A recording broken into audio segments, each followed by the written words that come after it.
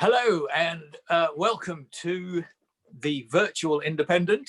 I'm John Rentoul and I'm joined by my colleague Andy Grice, and we've just both been watching from a safe distance Prime Minister's questions.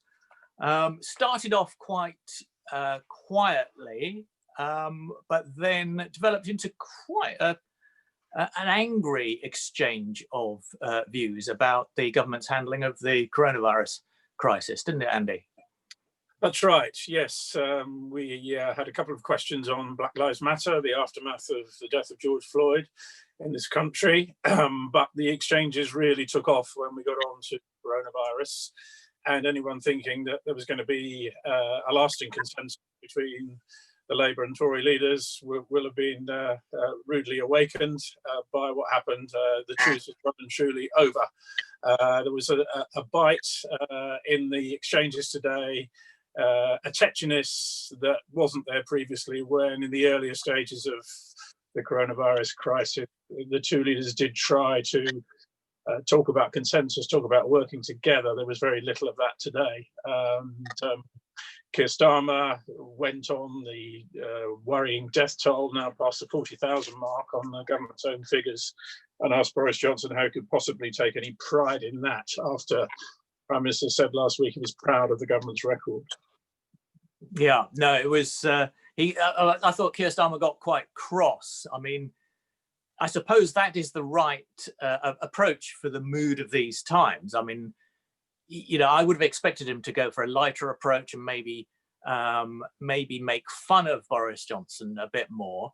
But he's obviously not going down that route. He actually got quite tetchy, got quite upset, I thought, at the Prime Minister sort of accusing him of facing both ways on school reopening, where, you know, Keir Starmer repeated his offer of cooperation. But as you say, it was not that sort of warm attempt to find a consensus. It was much more a party political jibe at the Prime Minister for refusing to cooperate with the Labour Party. That's right, yes. And Keir Starmer inevitably attacked the government's failure to be able to reopen the primary schools in the way it wanted before the summer holidays. And he accused Boris Johnson of flailing around trying to blame others. And he made the contrast between building Nightingale hospitals and refusing to have a plan to get schools back opening, and not realising there'd be a problem with space, which I think is a legitimate criticism. Although, to be fair, Boris Johnson did have a good comeback, as you pointed out. He accused Keir Starmer of being a lawyer. This is something I think we're going to hear quite a lot of in these exchanges over the next few years. A lawyer with one brief one day and another brief the next day, which is an attempt to sort of pierce the bubble of that's protecting Keir Starmer at the moment. He's getting quite good reviews. Previous 4 sessions, he's probably outfoxed Boris Johnson.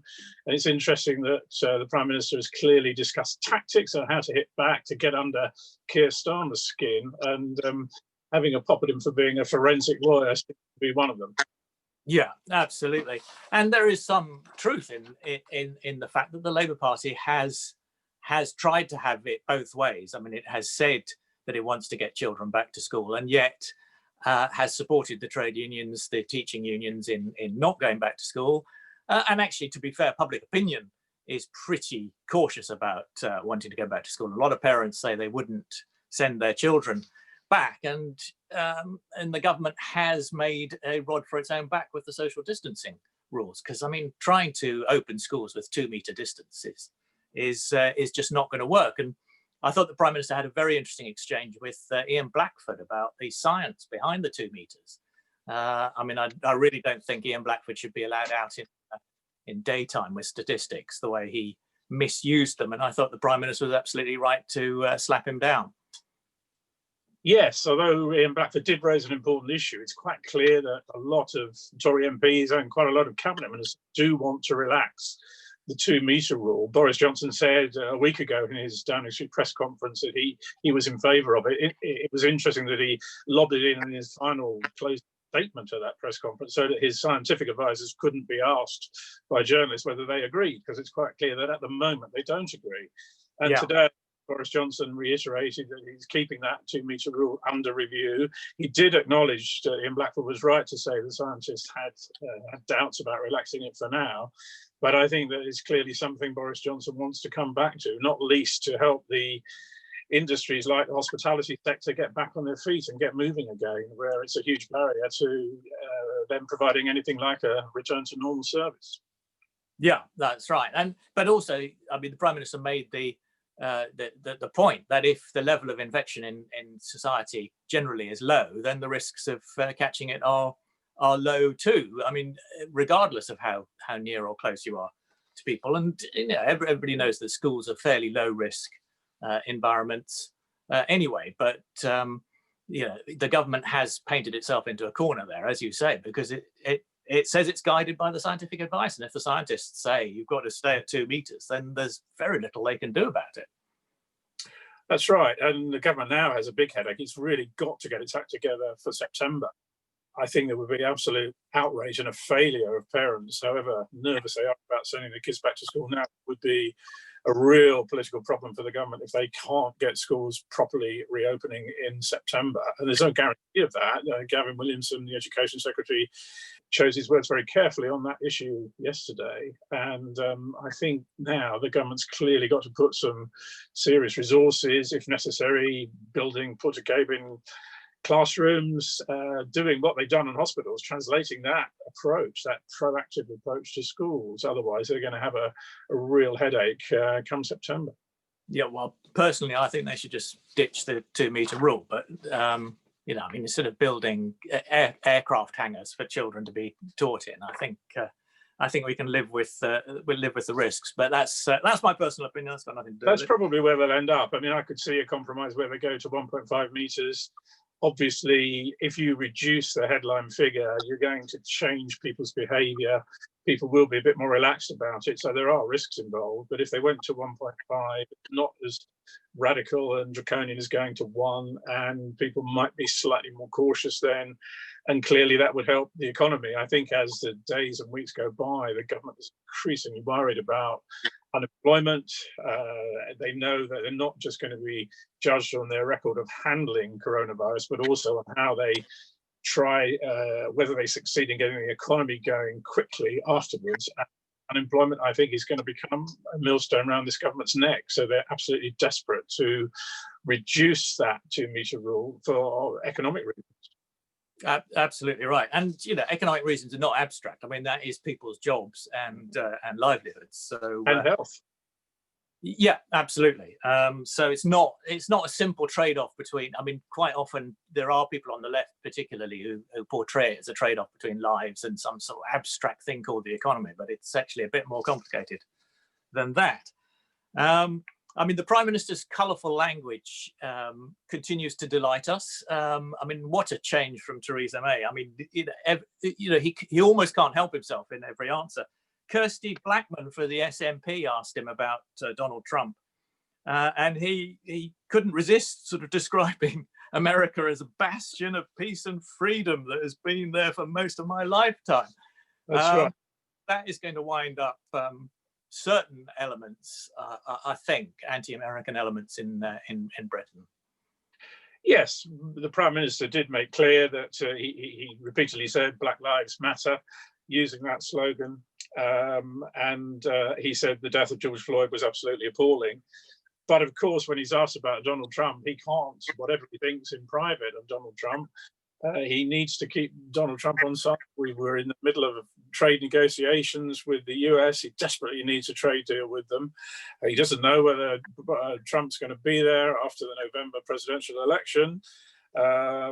Despite recent events, he might still be there. And so, without praising Trump personally, of course, he reverted to praising the country, as you said. But not everybody would, in this country, would agree that today's United States of America is a bastion of peace and freedom under the Trump administration. Yeah, it's not going to go down very well, that, I don't think. No. He also used a rather colourful phrase in answer to the first question from a Conservative. There was a Conservative MP, Jerome Mayhew, son of Sir Patrick Mayhew, I believe, the new Tory MP, asked a sort of anti-China question And the Prime Minister said that he's a Sinophile and that we must work with this great and rising power, which is not what some of his backbenchers want to hear. No, he did couple that with saying that he wanted the ability to speak out loudly and clearly against Beijing when we disagree with them on issues like their initial response to coronavirus, protecting the national infrastructure here, clearly a reference to the review of Huawei's role in providing our G5 system, and Hong Kong, which is a very current issue. So, as he accused Keir Starmer of having it both ways, Boris is trying to have it both ways on China. But this is a really big issue. The mood in the Conservative Party and amongst Conservative MPs, and I think in the cabinet, has changed dramatically since the start of the pandemic. And we're going to see a change of policy one way or another on the decision that the government took only in January about Huawei. I think it will either be phased out perhaps by 2023, or we could see a scenario where Boris Johnson goes for a complete U-turn on that decision he took only a few months ago. Yeah, it'd be interesting to watch that. Finally, there was quite an aggressive question from Ed Davey, who is of course running for the leadership of the Liberal Democrats, the forgotten leadership election against Layla Moran. He was asking about stop and search. Yes, well, it's very topical given all the coverage in recent days over racial discrimination and inequalities in this country. And Davey said that a black person was 47 times more likely to be stopped and searched than a white one. Very worrying figures.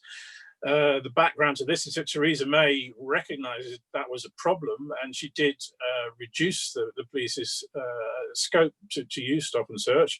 That now has been reversed, given the rise in knife crime in London and other cities. So Boris Johnson admitted it wasn't the only answer, but said that stop and search was a vital tool for the police. And clearly that view is going to remain the government's policy, despite the debate we're now having about the discrimination in our society. Yeah, except he didn't call it a vital tool. He said it's a very important utensil. You see, I told you, he cannot resist using sort of vivid phrases. I mean, I was trying to translate for him there. But calling it a utensil in I think he was thinking about his lunch at that point. It was interesting. Anyway, very interesting session. Overall, what did you think Keir Starmer got the better of it? I think it was a narrow win for Starmer, but Boris Johnson did show signs of doing his homework, and he did have a good line, a good counter-attack line, given Labour's having it both ways policy on schools. So he didn't lose as comprehensively as he did, I think, in the first three sessions. The fourth one, the previous one, a little bit closer like today.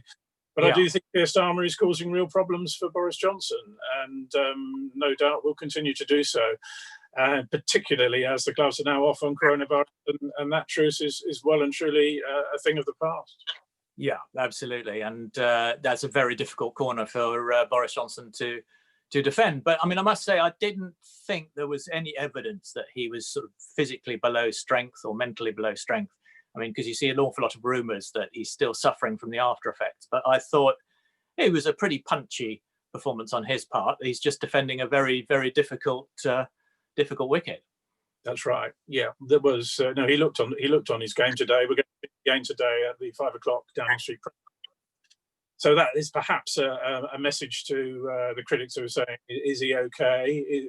Does he still have a health problem?" To do Prime Minister's questions and a press conference in one day is perhaps his riposte to that muttering about him. Indeed. Well, thank you very much, Andy. Thanks for joining me, and we shall see our viewers next week, I hope. Thanks a lot. Bye.